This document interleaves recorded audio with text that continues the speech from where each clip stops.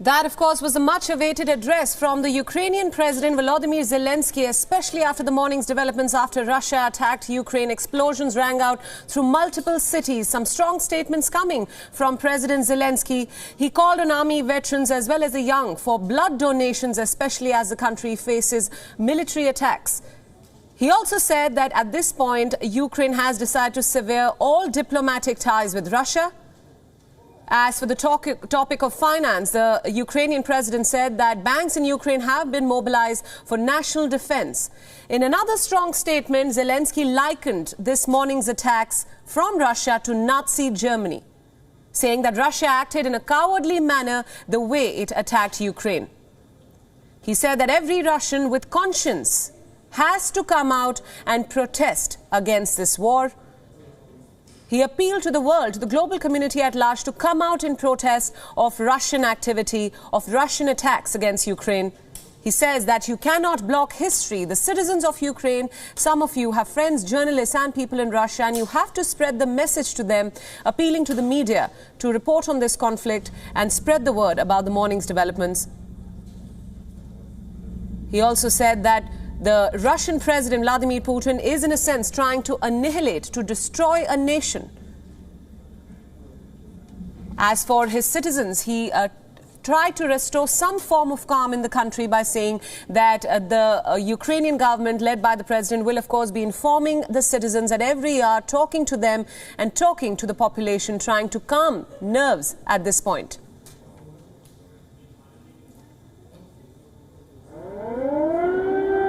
Let's get you updated with what happened earlier today. Russia attacked Ukraine. Siren was heard across the Ukrainian capital, Kiev. After that, the Ukrainian President Volodymyr Zelenskyy imposed martial law throughout the country. The Russian President Vladimir Putin earlier announced a military operation in Ukraine, and Ukraine has called it the beginning of a full-scale invasion of its territory. We've been reporting on this since the morning. We saw reports of troops crossing the border from multiple directions. Explosions rang out through multiple cities in Ukraine, including the capital, Kiev. Yeah, on the left. Oh, yeah. Before the crack of dawn, just before the explosions began in multiple cities in Ukraine, Russian state television unexpectedly broadcast an address by the Russian president.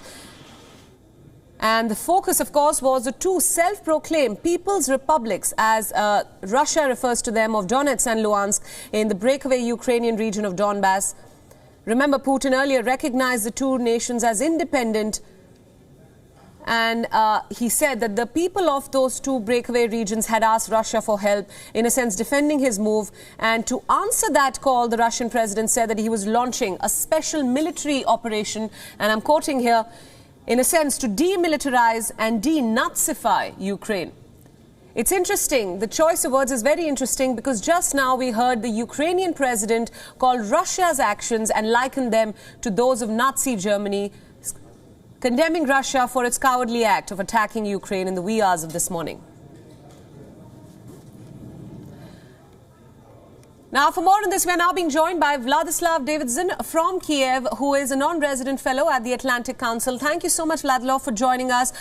We at WION, of course, have been tracking all developments in Ukraine, especially the Ukrainian capital. Tell us the situation on ground as of now. We just heard the Ukrainian president condemn Russia, calling its acts cowardly, in fact, comparing it to Nazi Germany. Hi, thank you for having me on again. This is obviously quite terrible. This is a large-scale incursion, an invasion of the Ukrainian nation, the Ukrainian political nation, with the intent of destroying the political project and of breaking the political nation by the Russians. It absolutely is the first World War II-like blitzkrieg in Europe proper since 80 years. This is utterly remarkable and utterly horrific. It is much worse than anything I predicted. I thought that there would be a dirty war in the East. I thought that at worst they would try to, by they I mean the Russians, the Russian general staff would try to take the rest of the administrative state of the regions of and Donetsk, the so-called Lugansk and Donetsk People's Republic only occupies about 1/3 of both of those regions, and the rest were inside government-controlled territory. I thought that it would only go that far, and maybe pushing around the contact line, so-called contact line of the Ukrainian army. I did not expect that the worst-case predictions being made by the Americans for months and months were the correct ones. It turns out that I was wrong, being one of those people who criticized the Americans for their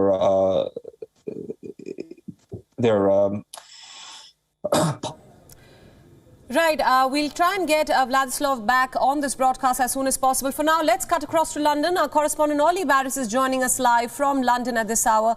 Ollie, from the last time we spoke, there have been multiple reports of at least 7 casualties. The number is rising in Ukraine after the shelling reported earlier today. We've heard the EU Commission President condemn the Russian attack. We just heard the Ukrainian President also condemn Russia, calling its act cowardly and even comparing it to Nazi Germany. Tell us what lies ahead. Well, I guess my role here is to bring you the UK and European perspective, really. And we've just heard here in Britain that Boris Johnson, the UK Prime Minister, will address the nation on the topic of Ukraine and the Russian military action that is taking place today. He will do so this morning, UK time, and then we expect that he will address the UK Parliament this afternoon. One of the things that people will be looking out for in both of those addresses from Boris Johnson is exactly what concrete action he is able to announce today. We know that further sanctions from the UK are ready to go. One question is exactly how quickly they will be rolled out, because what we saw earlier in the week with the UK sanctions on Russia is that it really wanted to make sure it was working in coordination with its allies in Europe, in the European Union and the United States as well. So it may be that there's a little bit of a delay in rolling out further sanctions, or it may be that we see some of those further measures being rolled out immediately. The UK has promised extra military support, defensive military support to the Ukrainian military as well. Kiev has been speaking with London today. Volodymyr Zelenskyy and Boris Johnson spoke very quickly after that first Russian military action was announced by Vladimir Putin.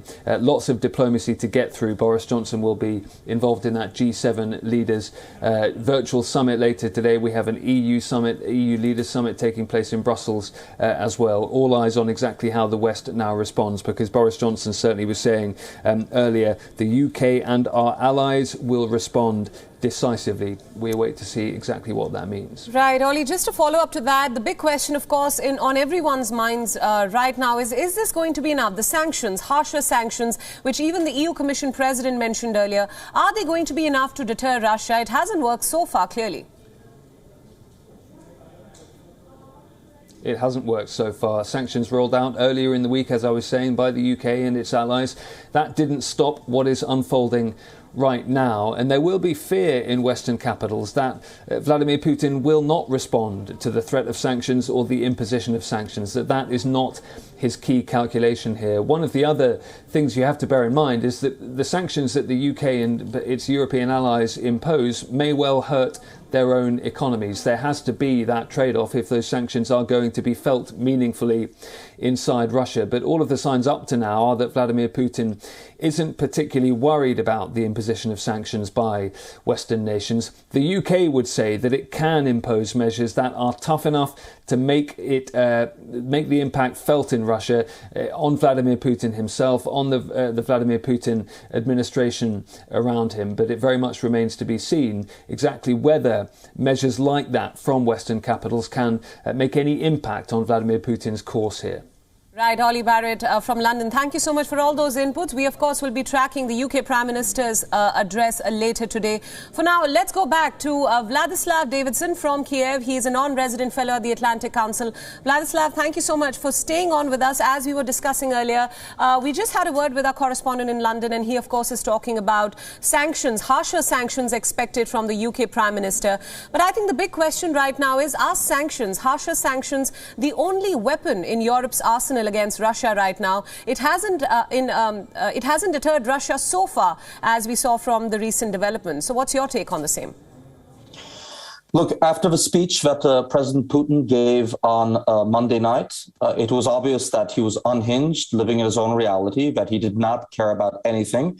The way that the National Security Council took place, the Emergency National Security Council, which was televised for the world and the Russian people to see, it was obvious from the way that Putin was dressing down his own members of the National Security Council, especially the way he humiliated Foreign Intelligence Chief Naryshkin, who was a nervous mess. That no amount of sanctions works, that he does not care what the oligarchs around him think. He does not care what the intelligence people in the Siloviki, the so-called force wielders, think. He just does not care. He is at the level of unhinged, and or he's priced in all the costs. He's calculated all the costs, and he no longer cares.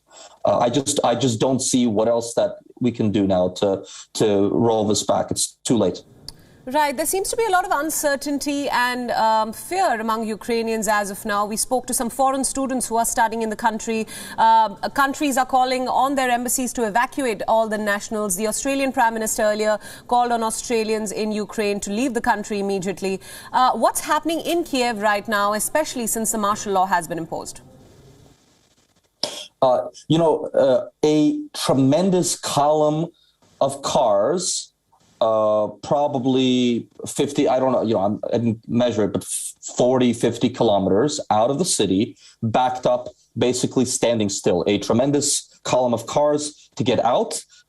In fact, the Ukrainians didn't get out. The majority of the population actually ignored this, and they kept living as if this was nothing. And the Ukrainians' policy of saying that this is a situation to be watched, but this is not an emergency. They either didn't believe the intelligence the Americans were handing out or making public, or they made the case publicly that it was not true.